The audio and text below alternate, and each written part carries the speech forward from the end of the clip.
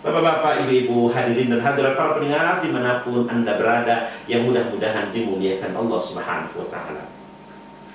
Setelah Allah menggambarkan tentang kekuasaannya dengan tanda-tanda terciptanya kehidupan dan kematian, dan adanya silih berganti sesuatu yang menyedihkan hati ataupun yang membahagiakan hati, berikutnya pada ayat yang ketiga Allah ajak kita kembali. Allah tunjukkan kepada kita tentang kekuasaan Allah dengan alam semesta. Kali ini Allah Subhanahu wa Ta'ala mengatakan, alladzi khalaqa sab'a samawatin tibaqa. Dia yang, siapa dia? Dia di sini adalah yang maha berkuasa yang telah kita sebutkan pada ayat pertama, yaitu Allah Subhanahu wa Ta'ala. Alladzi khalaqa sab'a samawatin tibaqa. Dia yang telah menciptakan 7 lapis langit dengan serasi. Bapak Ibu yang dimuliakan Allah Subhanahu wa Ta'ala, ma tara fi khalqir rahmani min tafawut. Tidak kamu lihat dari apa yang Allah ciptakan itu yang cacat. Oke. Pada ayat yang ketiga ini Allah Subhanahu wa Ta'ala mengarahkan kita untuk memikirkan sesuatu tentang kekuasaan Allah, itulah dia langit.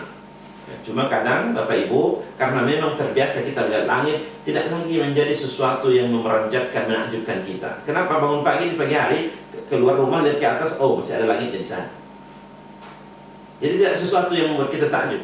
Tapi kalau saya katakan begini kepada Bapak Ibu pemirsa sekalian, di pasar raya Kota Padang ada orang yang bisa membentangkan kain panjang di atas pasar raya, tidak pakai tiang, tidak pakai tali, bayar tiketnya 100.000. Mungkin kita akan berkata, wah, tidak mungkin, mustahil, masa iya?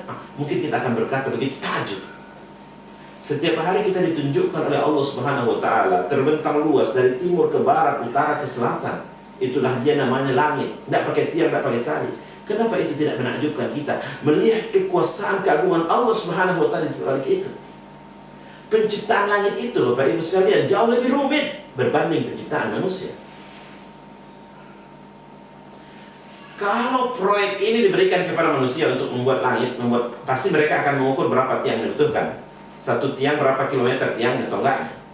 Oke, sudah ada tiangnya. Apakah selesai masalahnya? Bagaimana kalau tiang-tiang ini sudah dipasang lalu pesawat terbang mengudara?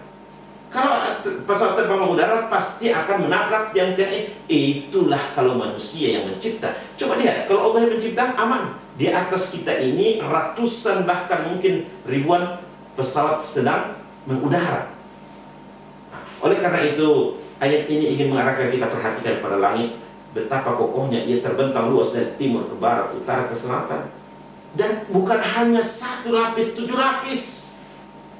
Itu sebabnya Allah mengatakan, ma tara fi khalqir rahmani min tafawut. Tidak kamu lihat dari ciptaan Allah itu yang cacat.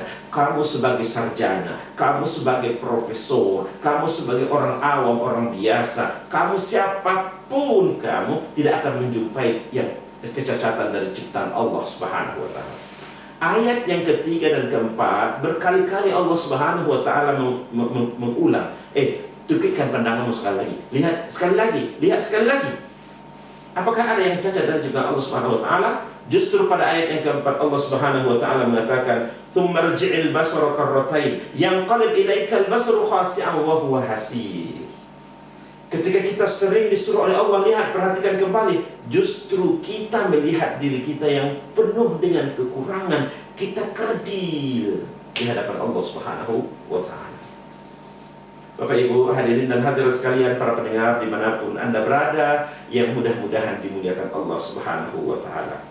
Pembahasan kita untuk kali ini pada ayat yang terakhir pembahasan kita, yaitu ayat yang kelima, yang menunjukkan tentang kekuasaan Allah Subhanahu wa Ta'ala. Dan kali ini Allah Subhanahu wa Ta'ala arahkan kita memperhatikan bagaimana bintang-bintang yang bertaburan di angkasa. Inilah firman Allah yang menggambarkan itu, walaqad zayyana as-samaa'a ad-dunya bimasabiha wa ja'alnaha rujuman lisyayatin wa a'tadna lahum 'adzabas sa'ir.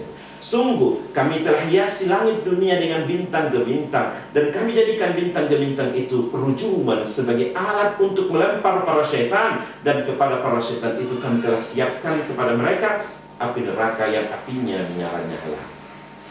Kali ini Allah Subhanahu wa Ta'ala mengajak kita berpikir tentang bintang gemintang yang berkilauan di atas sana, di angkasa. Pertanyaan saya Bapak Ibu sekalian, berapakah jumlah bintang yang ada di angkasa? Jawabannya adalah banyak, nggak terhitung. Allah Subhanahu wa Ta'ala menyebutkan bahwa bintang gemintang itu diciptakan Allah 3 faedah, 3 manfaat. Faedah yang pertama adalah walaqad zayyana sama'ad dunya, sebagai hiasan langit dunia. Langit dunia itu maksudnya adalah bila kita melihat dari dunia ini ke atas, maka batas akhir dari penglihatan kita itulah dia langit dunia. Ustaz, kalau kita naik pesawat lalu kemudian di atasnya ada lagi langit. Ya, karena di atas langit ada langit. Langit dunia yang dimaksud adalah batas akhir dari penglihatan kita dari bumi ini, maka di atas itulah yang disebut dengan langit dunia.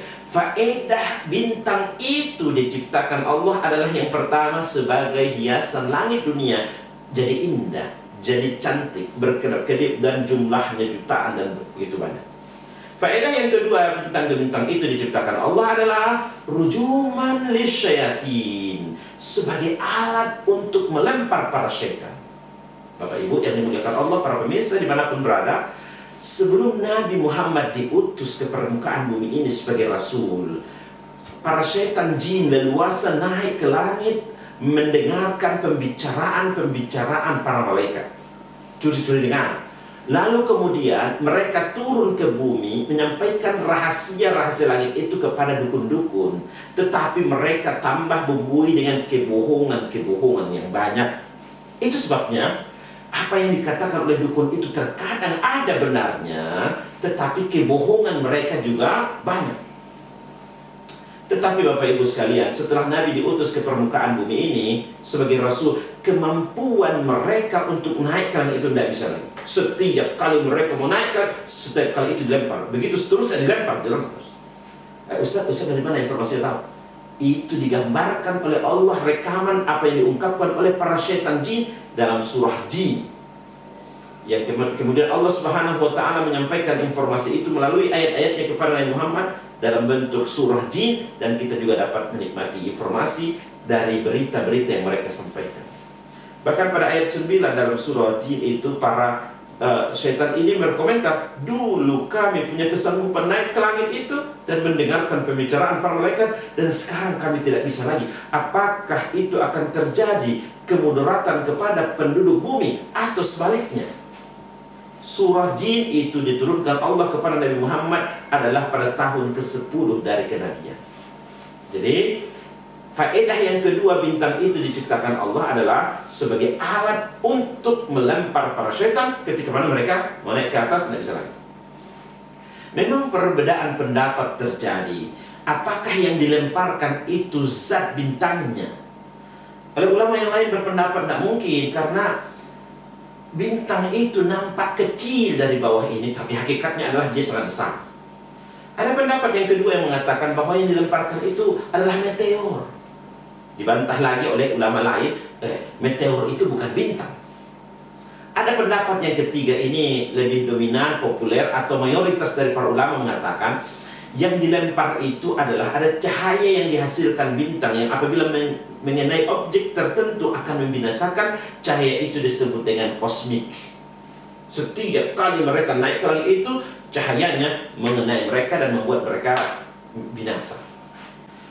Bapak Ibu hadirin dan hadirat sekalian, para pendengar, pemirsa sekalian dimanapun berada yang dimuliakan Allah Subhanahu wa Ta'ala, adapun faedah ketiga dari bintang gemintang itu diciptakan Allah adalah tidak disebutkan pada ayat ini, tetapi disebutkan dalam surah yang lain, yaitu sebagai alat untuk penuntun arah, penunjuk jalan, terutama mereka yang beraktivitas di perairan laut. Inilah firman Allah Subhanahu wa Ta'ala yang menunjukkan itu, wa bin najmi hum yahtadun. Dengan bintang gemintang itu mereka mampu untuk menuntun arah perjalanan mereka. Saatnya dengan bintang itu, saatnya ke selatan, saatnya ke utara, dan seterusnya.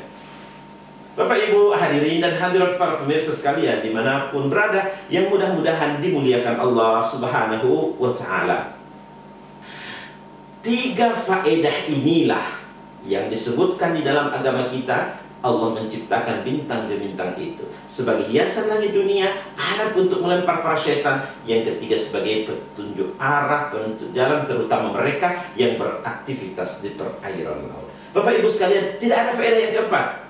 Ingat nggak Bapak Ibu, pemirsa sekalian, waktu SMP SMA dulu, lalu melihat tanggal lahirnya menuju masa depannya dengan menggunakan bintang ke bintang. Apakah atas nama zodiak atau yang lain?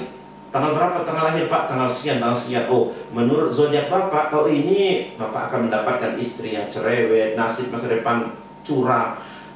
Tidak ada dalam agama kita keyakinan yang seperti itu, dan bukan untuk itu bintang ke bintang itu diciptakan Allah Subhanahu wa Ta'ala. Bapak Ibu hadirin dan hadirat sekalian, para pendengar dimanapun Anda berada, yang mudah-mudahan dimuliakan Allah Subhanahu wa Ta'ala. Di penghujung dari ayat kita yang kelima ini, Allah mengatakan wa'tadna lahum adzabas sa'ir, dan kepada para setan itu kami telah siapkan bagi mereka azab api neraka yang menyala-nyala. Kalau Bapak Ibu bertanya, kalau itu api neraka sudah disiapkan, di mana dia letaknya sekarang? Kalau saya ditanya, jawaban saya adalah Allahu a'lam. Allah yang paling mengetahui. Tetapi dalam keyakinan kita, itu pasti sudah disiapkan oleh Allah Subhanahu wa Ta'ala. Di mana tempatnya? Allahu a'lam. Mungkin lebih baik ditanya pertanyaan begini, apakah itu api neraka yang sudah disiapkan, yang apinya menyala-nyala, hanyakah akan dihuni oleh para setan, atau ada penghuni-penghuni lain yang juga akan dimasukkan ke dalamnya? Untuk menjawab pertanyaan ini, Bapak Ibu sekalian yang dimuliakan Allah Subhanahu wa Ta'ala, ikuti terus kajian dengan Lingkar Iman, karena jawaban dari pertanyaan itu ada disebutkan pada ayat-ayat berikutnya, yang ke-6, ke-7, ke-8, ke-9, ke-10, 11 dalam surah Al-Mulk. Sebagai bocoran kepada Bapak Ibu sekalian yang dimuliakan Allah Subhanahu wa Ta'ala, api neraka yang telah disiapkan, yang apinya menyala-nyala, tidak hanya akan dihuni oleh para setan, tetapi ternyata juga akan dihuni oleh mereka-mereka yang mau tertipu daya oleh setan, dari kalangan jin ataupun dari kita kalangan manusia.